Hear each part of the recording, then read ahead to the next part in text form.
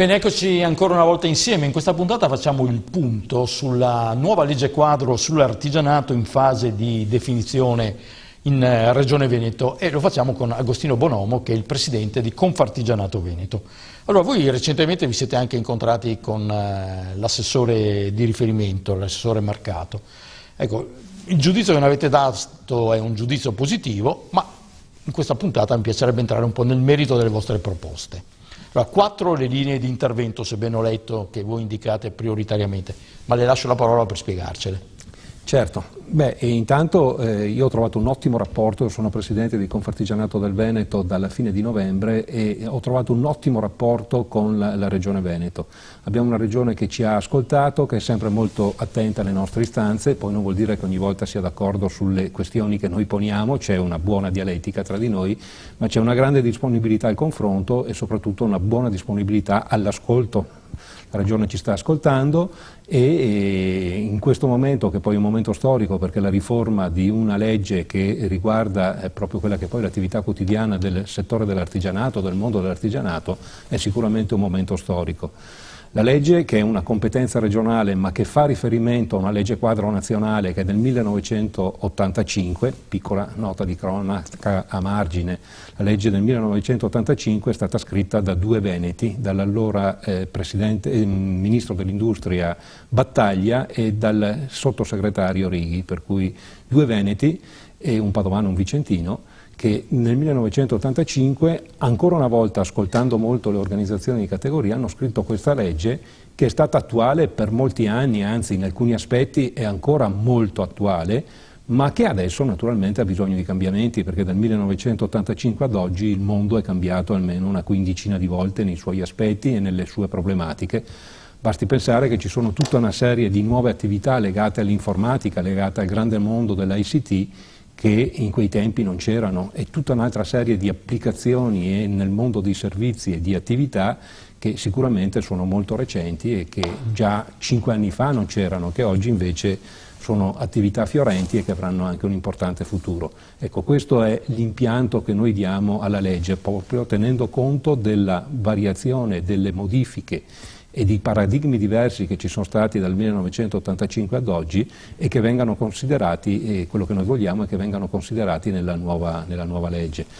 Vedo che la prima linea di indirizzo che voi citate, almeno nelle vostre comunicazioni, parla proprio di allargare un po' i confini, insomma, dell'artigianato. Sì, la legge sull'artigianato definisce artigiano un'azienda con dei limiti proprio di addetti, che vanno da un minimo di 8 a un massimo di 19, poi con delle deroghe per le attività dove la manualità è molto importante, per cui tutto l'artigianato artistico, che può arrivare a dei numeri superiori, però sono delle eccezioni. E mi capisce bene che in un momento in cui si devono trovare nuove economie di scala, dove si chiede alle aziende di crescere, di avere una patrimonializzazione maggiore, di essere economicamente più rilevanti, il fatto di avere dei limiti della crescita derivanti dal numero di addetti, dal numero di dipendenti, diventa un cappio al collo, cioè è un limite rispetto al quale si va in controtendenza rispetto a quella che è una richiesta, appunto, che la fa il mercato oltre che il legislatore, di avere delle aziende un po' più patrimonializzate, un po' più consistenti anche da un punto di vista numerico. Ecco, per cui il nostro cavallo di battaglia è anche questo, quello di considerare che un'azienda è artigiana non soltanto o non solo per i limiti aziendali, per il numero degli addetti all'interno, ma per la sua natura artigiana, per cui l'artigianalità intesa come un modo di lavorare, come un modo di esprimersi anche nel mondo del mercato e nel mondo dell'economia. Sto pensando, mi scusi, come si è evoluto l'artigianato nel corso degli anni più recenti. Poi una volta a parlare di artigianato pensavamo tutti alla persona, al lavoratore con le mani, questo era nell'immaginario collettivo l'artigianato. Poi si è evoluto, insomma, esistono aziende artigiane che fanno anche largo uso di macchinari. Adesso lei sta dicendo che dobbiamo anche superare i limiti in termini numerici di dipendenti, ma allora dove sta più la differenza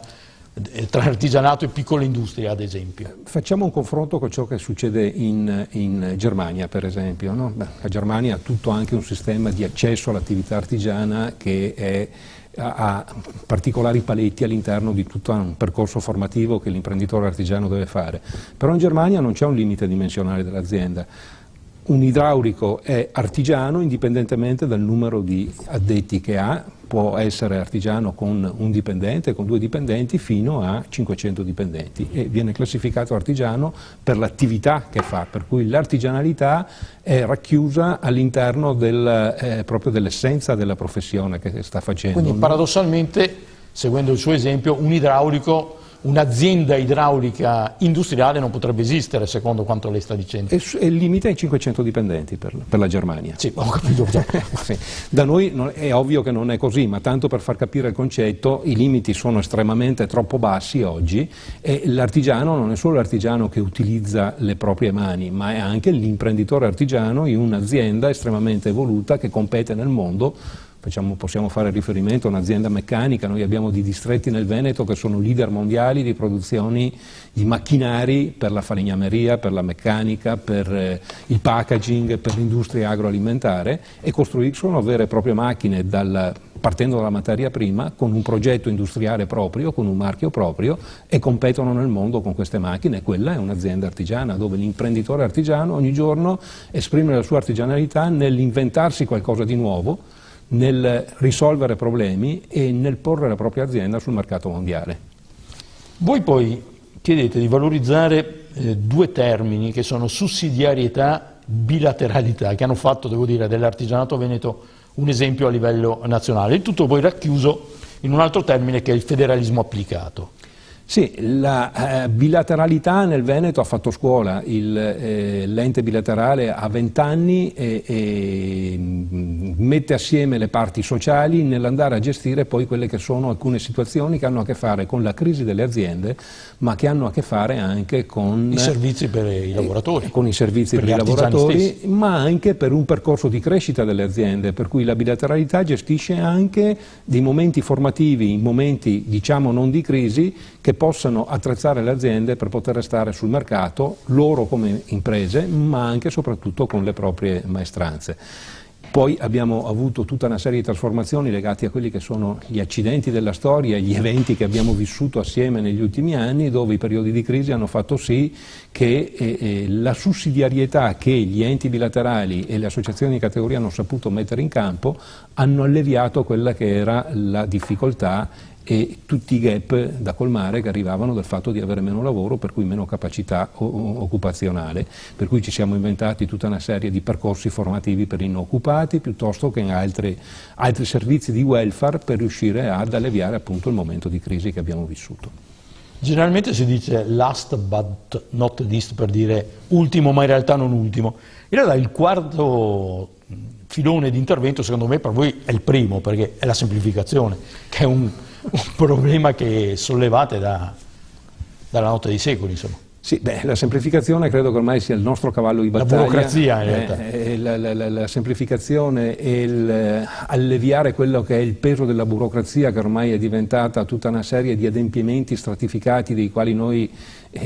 siamo oberati e che non possiamo più permetterci, credo sia il nostro cavallo di battaglia, ma quello di tutte le categorie economiche. Ormai stiamo arrivati ad una situazione che è insostenibile, perché per fare qualsiasi tipo di attività ci sono una quantità di adempimenti, costosissimi peraltro, che ci mettono anche nelle condizioni di essere spesso fuori legge, perché più adempimenti ci sono, più,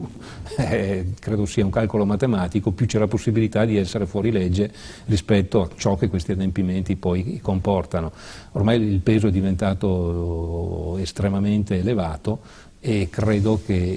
il legislatore si deve mettere una mano sulla coscienza proprio per cercare di percorsi che abbiano a che fare con una semplificazione nell'avvio dell'azienda, nella gestione dell'azienda e tutti gli adempimenti poi che riguardano il rapporto fra l'azienda e la pubblica amministrazione. In questa nota mi ha sorpreso non trovare tra le richieste che voi fate alla Regione i problemi legati all'accesso al credito, che è un'altra vostra battaglia storica. È perché siete soddisfatti? Non è perché siamo soddisfatti, ma credo che in questa regione l'accesso al credito sia sempre stato contemplato dalla Regione Veneto come una delle attività da fare, e credo che poche altre regioni come la Regione Veneto abbia avuto una sensibilità in tal senso, collaborando con le associazioni di categoria e con i consorzi fidi che su questo territorio insistono ormai da 30 anni, 35, stiamo facendo i vari festeggiamenti di 30 anni, di 40 anni di consorzi fidi, e che hanno fatto sì che la Regione Veneto sia una delle regioni che hanno meno ricorso all'usura. Gli usurai nel Veneto hanno avuto finora vita poco facile, proprio perché con i consorzi di garanzia e con delle leggi molto intelligenti che la Regione Veneto ha saputo mettere in campo negli anni, si è riuscito finora a dare garanzie, prestare garanzie alle imprese perché possano far fronte ai momenti di difficoltà. È evidente che oggi, in un momento di forte trasformazione bancaria e di crisi che su questo territorio nel Veneto è acuita anche dalla triste vicenda delle due banche popolari, Banca Popolare di Vicenza e Veneto Banca, il tema è estremamente sentito. Però ripeto, con la Regione abbiamo sempre avuto un canale aperto e sempre avuto un interlocutore molto ricettivo alle nostre richieste, con anche messo in campo nel tempo dei prodotti che potevano sembrare fantasiosi, invece erano innovativi e che hanno saputo essere molto efficaci. Concluderei con una provocazione sorridente, perché leggo che chiedete anche l'istituzione di un osservatorio regionale sui fenomeni distorsivi della concorrenza e sul tema della subfornitura e degli appalti. È una resa questa, sai che in Italia quando facciamo un osservatorio o una consulta per dire che non si riesce a risolvere il problema, anche perché credo che basterebbe applicare la legge, no? Appunto, allora siccome la legge non sempre viene applicata, i due temi sono temi estremamente attuali. La legge c'è, non viene applicata e chiedere alla Regione Veneto di attivare un momento di riflessione ma anche di vigilanza su questo tema credo sia quanto mai opportuno, in quanto sia la concorrenza sia la scarsa lealtà che c'è magari nel pagamento anche fra privato e privato, perché abbiamo sempre denunciato il fatto che c'è una difficoltà di pagamenti fra il settore pubblico e il privato, per cui quando il committente è un ente pubblico, e devo dire che in questi ultimi 2 o 3 anni i periodi di pagamento per quanto riguarda il settore pubblico sono migliorati in maniera notevole. La difficoltà è oggi farsi pagare, e soprattutto nella subfornitura, dei committenti privati. C'è una legge nazionale sui pagamenti che non ha mai avuto varato le circolari applicative, per cui rimane questa legge che è solo enunciata e non avendo le circolari applicative non si sa come applicarla. E allora questi sono 2 temi assolutamente importanti: l'abusivismo derivante da una concorrenza fatta male e fatta con lo strumento come leva della illegalità è uno degli aspetti, e l'altro aspetto, la certezza del pagamento, la certezza che ciò che si produce o il servizio che si rende venga pagato in tempi utili. Grazie, chiudo in velocità. Lui è Agostino Bonomo, il presidente di Confartigianato Veneto. Grazie a voi, alla prossima.